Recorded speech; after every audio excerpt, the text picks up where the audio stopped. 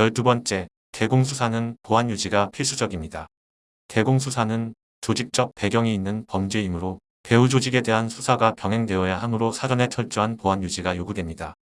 일반 형사범은 지명 수배, 전단 살포, 매스컴을 통한 수사 협력 요청 등 공개 수사의 이점을 최대한 활용할 수 있는데 반해 대공수사의 경우에는 그렇게 할 수 없는 경우가 대부분입니다. 황장엽 망명을 주도했던 국정원 어느 간부의 이야기입니다. 그러다가 도중에 정보가 조금이라도 새어나가면 순식간에 물거품이 됩니다. 이석기 로사건의 경우 정말 용케도 잘한 것입니다. 이런 대공수사는 보안이 유지되기가 대단히 어렵습니다. 제 경험으로 말한다면 황장엽을 데려오면서 1년간 정말 피말리는 보안 유지 싸움을 해야 했습니다. A와 B 두 요원이 황장엽의 귀순 의사 정보를 제공하는 끈 김덕홍과 만나 정보의 진위를 크로스로 체크하면서 1년간 비밀을 유지해야 했습니다. 과연 그런 업무를 경찰에 넘기면 보안이 유지될 수 있을지 의문입니다. 13번째, 대공수사는 체계적인 기획수사가 필요합니다. 대공사범, 특히 좌익사범은 크고 작은 조직 속에서 움직이고 있는 집단범입니다. 모든 사건의 이면에는 활동을 지령하고 지휘 감독 역할을 하는 상부구조, 행동대를 원호하는 외부조직, 일선에서 행동으로 옮기는 하부조직이 반드시 있습니다. 좌익사범의 수사는 조직을 색출, 발본색원하는 데 중점을 두어야 하고 관련자 1인 또는 수인을 검거, 사법 처리하는 데 그쳐서는 안 됩니다. 이들은 이론적으로 완전히 무장되어 있고 범죄수법도 사전에 치밀한 계획을 세워 투쟁하는 등 지능화, 고도화되어 있기 때문에 단발적인 사건 수사보다는 체계적인 기획수사가 필요합니다. 14번째, 대공수사는 족보를 알아야 합니다. 대공수사는 그 계보와 맥을 추적해 알아야 하며 이들의 계파별 혁명론과 그 형성 및 확산 과정을 알고 있어야 합니다.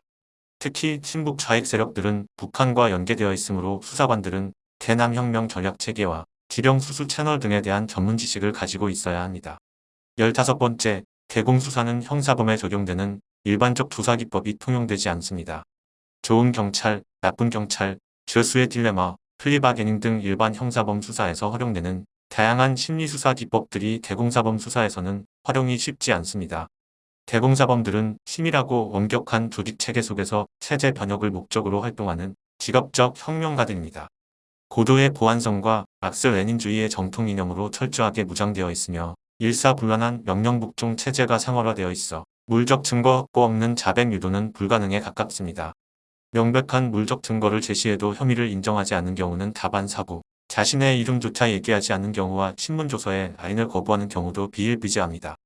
16번째, 대공사범의 전력은 계속 증강되는 반면 대공수사의 전력은 점점 약화되고 있습니다.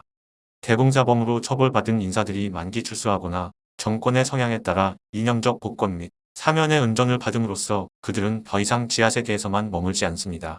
제도 정치권 진출 시에도 사상 전향에 관한 어떠한 절차도 거치지 않기 때문에 일반 국민들은 좌익 세력과 민주화 세력을 동일시하거나 혼동하게 되었습니다. 민주화 세력으로 포장된 일부는 정치권, 언론계, 경제계, 법조계, 학계, 예술계, 종교계 등 다양한 방면에 포진하면서 점점 세력을 넓혀 나가고 있어 대공사범의 전력은 계속 증강하고 있습니다.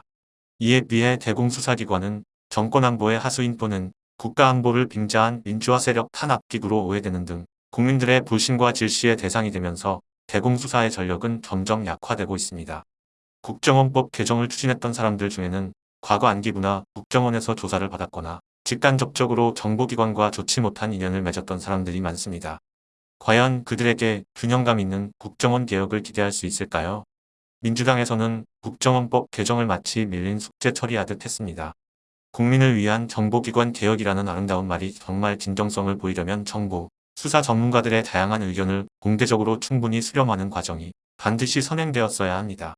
장 박사의 말씀처럼 대공사건과 일반 형사범의 차이를 알게 되면서 대공수사에 대한 많은 오해를 풀 수 있게 되었습니다. 특히 국정원의 대공수사권 폐지를 원점에서 재검토해야 되는 이유도 어느 정도 이해가 됩니다. 오늘 좋은 말씀 감사합니다. 지금 진행 중인 간첩단 사건에 대해서는 사건의 윤곽이 어느 정도 드러나고 나면 그때 다시 한번 이런 대담 시간을 갖는 게 좋겠습니다. 평소 하고 싶었던 이야기를 할 수 있는 기회를 줘서 고맙습니다.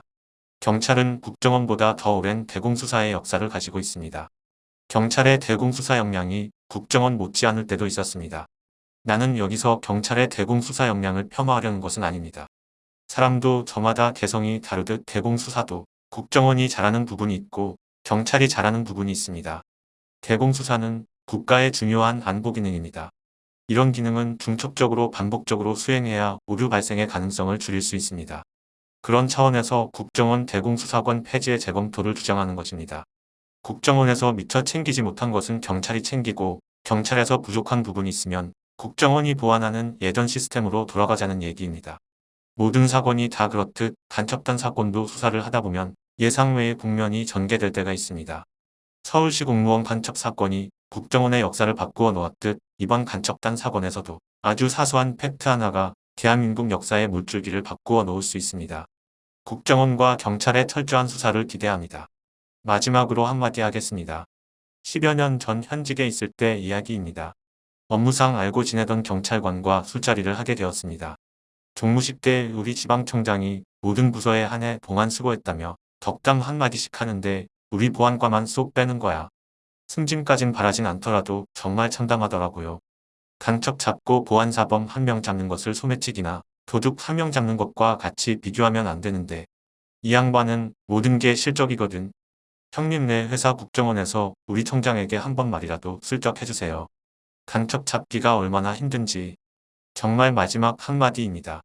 어떤 국정원 지부장이 회의석상에서 오래전에 내가 여기 오 과장으로 근무할 때 들었던 이름들인데 요즘도 수사과 업무보고에 그 이름들이 오르내리더라.